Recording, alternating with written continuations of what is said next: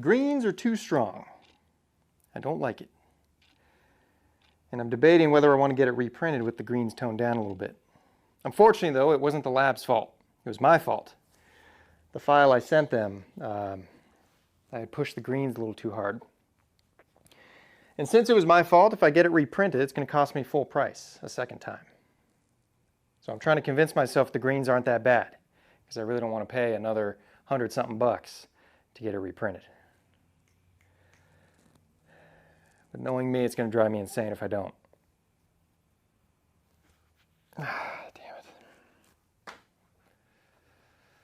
I should have gotten a proof made. If I'd gotten a proof made, I could have caught this. And I always get a proof made before a big old print like this. Always. Except this time. I didn't do a proof this time because, what can I say? I got cocky. Basically, I get such consistent results from my lab that what I see on my monitor is always what I get from them. I've worked out all the kinks. I got calibrated monitors. I've done enough printing with them so that by now, what I'm seeing is what I'm getting. So I said, you know what, why do a proof? Why do a proof? I know how it's going to come out. It's going to come out like this. These proofs are a waste. But one thing I didn't factor in is maybe this isn't right. Maybe I overdid it on the editing. Basically, I'm making this piece for an art festival, and I'm on a little bit of a deadline. I'm getting a little bit worried about having the piece ready in time, and so I was rushing. Normally, I like to edit the file until I think it's ready to print, and then I sleep on it. So in other words, I don't send it yet. I go home, sleep, come back the next day, and then look at it again with fresh eyes. If it still looks good, then I send it off to the printer. But that's a good way to catch things that maybe I didn't notice because my eyes were getting a little weary the day before. And that seems to be what happened. I'd been looking at the picture for too long, my eyes were getting weary, and I didn't catch that I had pushed the greens too hard. So, lesson learned. Always get a proof made, and always give your eyes a break. Come back and look at the file the next day before you send it off. So now I have to take the file into Photoshop, tone the greens down a little bit, and then I'll send it back off to get printed a second time. But you know what? I think this time, I think I might do a proof. Maybe.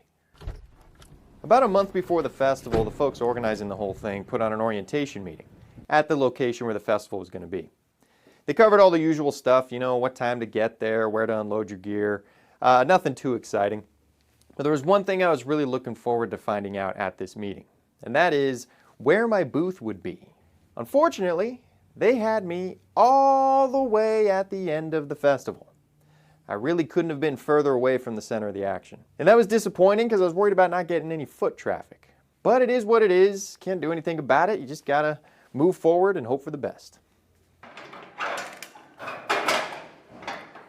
Well, if you ever wonder what a one-bedroom apartment in Orange County, California looks like, here you go. There's no crown molding and not a ton of square footage, but these tall ceilings, oh, they're to die for. The canopy and walls for my booth have just been sitting in my storage unit. I haven't actually set it up since the last festival, which was quite a while ago. My plan was to set it up sometime this week, do a little dry run, make sure nothing's damaged, not missing any parts, and also just to make sure I still know how to set it up. But I'm not going to get time to do that. So that's going to make setup day, this Saturday, all the more interesting. If I don't know how to set this thing up or something's damaged, that's going to make for a fun morning. Just a few days until the festival, and I'm running a little behind on my preparation. I've had just way too many plates spinning lately with work-related stuff. They're good plates, fun plates, exciting plates, but they're plates nonetheless. So I've been spread a little thin. Today I'm making the info placards for the artwork, as well as the labels that go on the back side of each piece. The good news is I do have all the artwork. It's all done. I redid the Route 66 old garage piece, this time with the proper greens, and it came out much better. I got it mounted, framed. I think it looks beautiful. If it doesn't sell, I won't be completely heartbroken having to find a place for it in my home or office. And then I also decided to try something new. Giant Polaroid triptychs. How fun is that? So I wanted to make something that was a little more affordable and smaller to kind of offset the giant expensive pieces. And I thought this would be a fun way to do it. It's just a print on Fuji Crystal Archive Pearl paper, like all my prints, done on white Sintra this time, with a luster lamination and then float mounted from the wall. But these are really making me wish I had a Polaroid SX70 camera that was big enough to take film like this. Mostly because it would be so obnoxiously loud. I think that'd be fun. But now I'm just really hoping it's not going to rain at the festival, because it is in the forecast. And if it rains, that's really going to suck.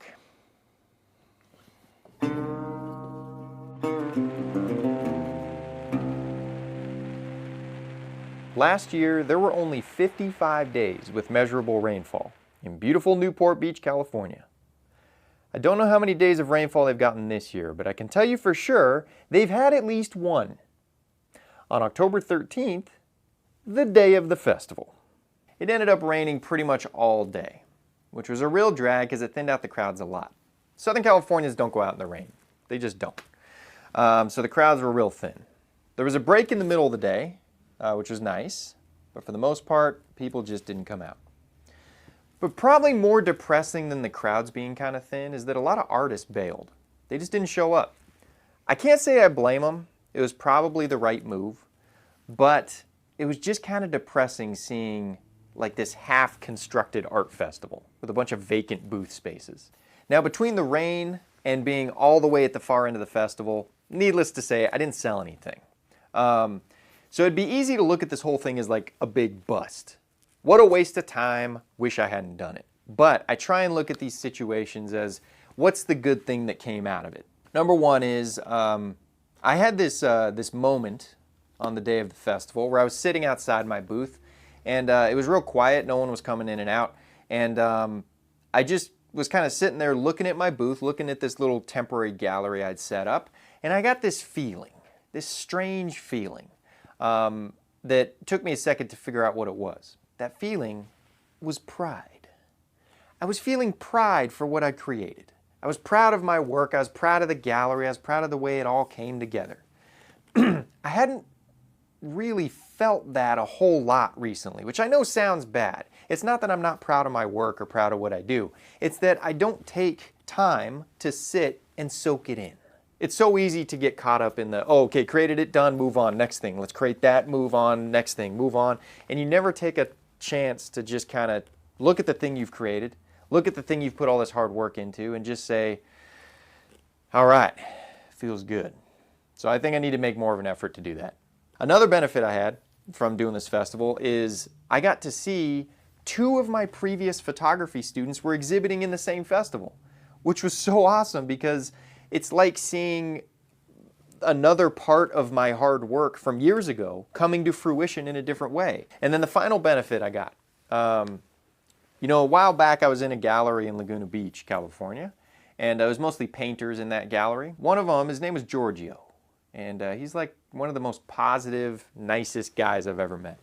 And he told me once, you know, doing these galleries and doing these art festivals and everything, he really views it as a way to get spiritual currency, not physical currency. When people compliment your work, when people are engaged with your work, when people, you know, are getting an emotional reaction out of this thing you created, that feeds your soul in some way. I know I joke about that in my previous videos, feeding your soul and all that, but it's really true. You gotta do things that kind of give you that spiritual currency. I got a lot of that at this festival because although the crowds weren't coming out in droves, the people that came into my booth, I got a lot of really generous compliments and people telling me that, you know, the effect my work was having on them was just so positive and it felt so good, it made the whole thing worth it. Because I mean, after all, the reason I'm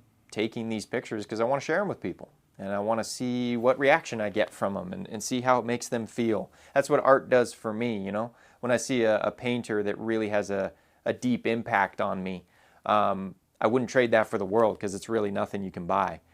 So I'm always grateful for an artist that can kind of create an effect in me. So although, you know, the festival was ultimately just a bunch of work, and cost me a fair amount of money, and I didn't make any sales. Still worth it. Still going to do it again. I just hope it's not raining next time. Hope you enjoyed this journey. Go out and find yourself some spiritual currency. It's important. Thanks for watching. See you guys next time.